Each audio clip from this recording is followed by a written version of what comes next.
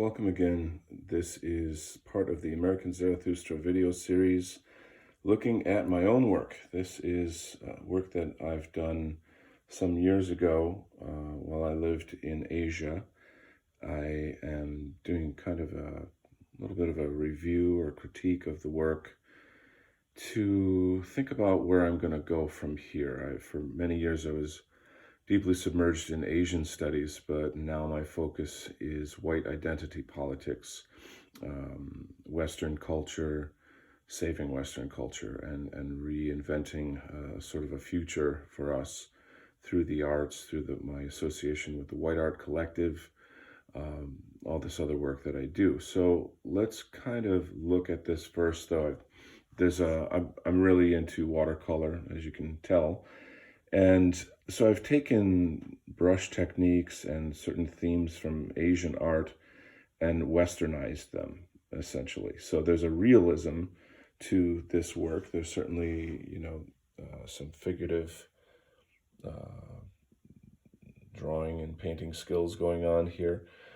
So here I have essentially a male and a female monk bathing at a river by this tree. And so I feel that the trees and the roots themselves have a kind of symbolism of, for me anyway, they represent attachments, karma. I suppose, that's up to others' interpretation. However, in the background of this piece, there are these kind of mysterious figures. And there's always some kind of dreamlike narrative going on, like a subtext of some kind that I try to put into my work. Perhaps, right here you may have the kind of sexual tension between these two characters, or maybe not. This is the contradiction I'm interested in, the fact that you would never see a male and a female monk bathing nude together. That's against the rules.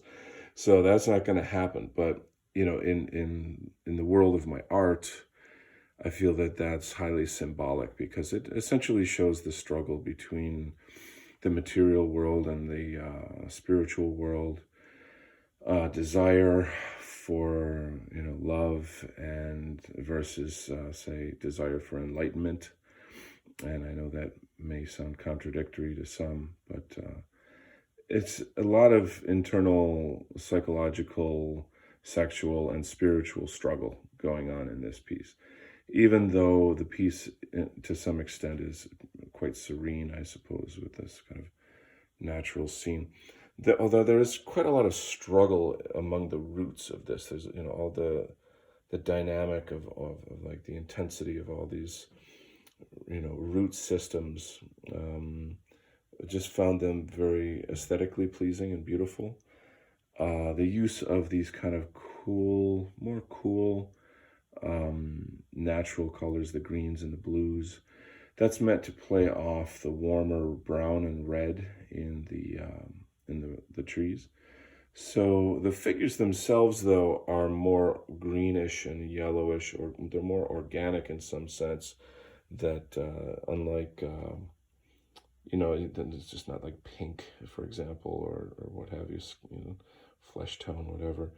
And although she's nude, she's not maybe that attractive without the hair on her head. And even her face isn't meant to be exquisitely beautiful, but there is a beauty in her natural form, in her human form, which I feel is very Western. The sense of the kind of Greco-Roman sense of the body, the self, the individual being the key.